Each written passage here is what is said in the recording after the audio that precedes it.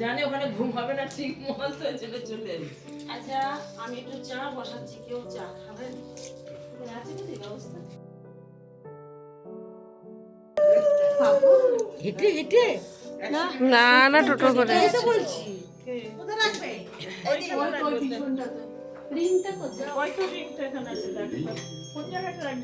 আজকে ভোরবেলা তোর মঙ্গল হওয়ার সময় ঘুম থেকে উঠেছিলাম, তারপরে ওই সব কিছু হলো নিয়ম টিয়ম, তারপরে এসে ঘুমিয়ে গেছিলাম। তো এখন আমি রেডি হয়েছি, কারণ আমি একটা জায়গায় যাব, আমি তোমাদের জন্য ভিডিও করব ট্রাই করেছি। তো তারপরে হলুদ কোটা হচ্ছে, তো ওইগুলোই জাস্ট হচ্ছে এখন।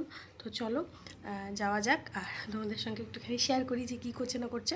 এই যে আমার হাতের মেহেন্দি, কালারটা কেমন হয়েছে বলে। আর এই রাত মোটামুটি রাত 1টার সময় আমি নেল করেছি, চিন্তা করো। আমি আমার শাড়ির ম্যাচিংয়ে নেল করেছি, মাকে বলেছি তোমাদের জন্য ভিডিও করতে। সো আমি সব কিছু এই ভিডিওতে চেষ্টা করব শেয়ার করার। আর কোন ভিডিওটা আগে যাবে আমি জানি না, বাট আমি পরপর এডিট করার সময় পাচ্ছি না। কালকে রাত্রে জেগে তোমাদের জন্য রাত 2টো অবধি এডিট করেছি, এখন এইটুকুই। তো চলো বিধির ওখানে যাওয়া যাক।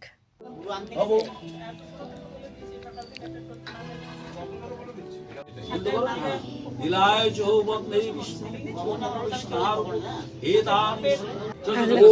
शुभाय मंगल्यं भवति वरण्यं वरदं शुभं नारायणं नमस्कृतं सर्व कर्माणि गच्छन्ति हृदय भवति। এটা খুলবে কোন স্ত্রী? হ্যাঁ জানি ওই অষ্টমঙ্গলায় দুপুরটা এদিক করে দিলে ভালো হতো। ও বাবা রে, ঠিক আছে এইটা খুলবে, গিট খোলার সময় উল্টো হাতে খুলবে। বেচারির ভয় হয়ে গেছে। অষ্টমঙ্গলায় কালকে না আমাদের কাল খোলে না। আবার আপনাদের যেমন নিয়ম, আমাদের তার ওদের বাড়িতে গিয়ে আপনাদের 4 দিন আমার মায়েদের নিয়ম ছিল, এটা আমার শাশুড়ির নিয়ম আছে। এবারে সেই দিনে খুলবে, ঠিক আছে, কোনো অসুবিধা নেই। ওদের বাড়িতে কিন্তু ওইটা ছাড়বে না। তাড়াতাড়ি করে বাড়ি ফিরে আমি ঝটঝট করে রেডি হয়েছি। আজকে আমি এত তাড়াতাড়ি রেডি হয়েছি যে চিন্তা করার বাইরে। আর এখানে মা বসে আছে, মানে মা ভবনেই ছিল, তারপর আমি এলাম বলে মা আবার এলো বাড়িতে। আর এই হচ্ছে আমার ফাইনাল লুক। যাই হোক, তোমরা আবার কেউ জাজ করো না যে আমি বিয়ে বাড়িতে ব্ল্যাক কেন পরেছি। আসলে হাতের সামনে এই শাড়িটাই পেলাম, তাই আমি আর দেরি করলাম না, কারণ ওইদিকে আবার বিয়ে মোটামুটি শেষের মুখে। মাকে পুরোহিত বলেছিল যে মোটামুটি বিয়েতে 3 ঘন্টা মতো সময় লাগবে, বুঝলে।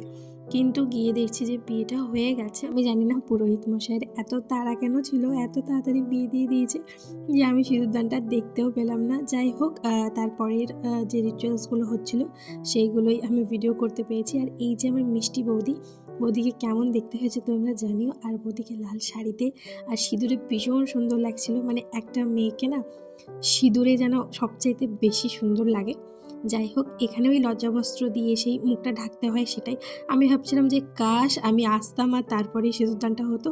কিন্তু আমি যথাসাধ্য চেষ্টা করছি, বাট তারপরও আর অত তাড়াতাড়ি আসতে পারলাম না।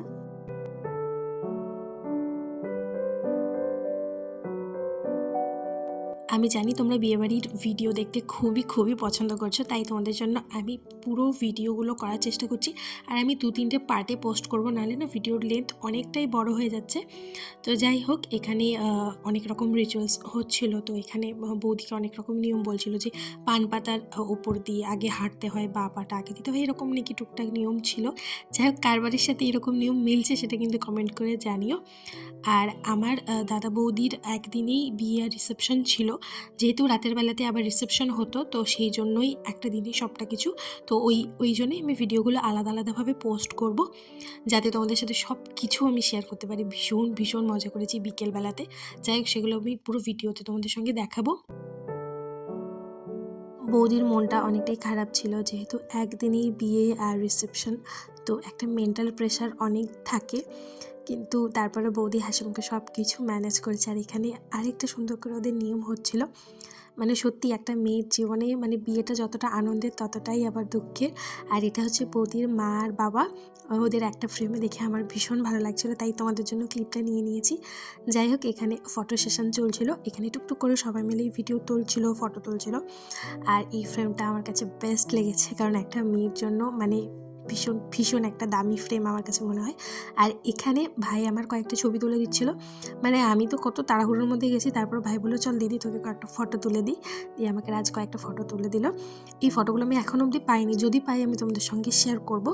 আর তারপর তো আবার বাড়িও ফিরতে হতো, তো দুপুরবেলায় লাঞ্চটা সেরে নিলাম। আর ভিডিওটা এই অবধি থাক, তোমাদের সঙ্গে আরেকটা পার্টে পুরো ব্লগটা শেয়ার করব। চলো টাটা।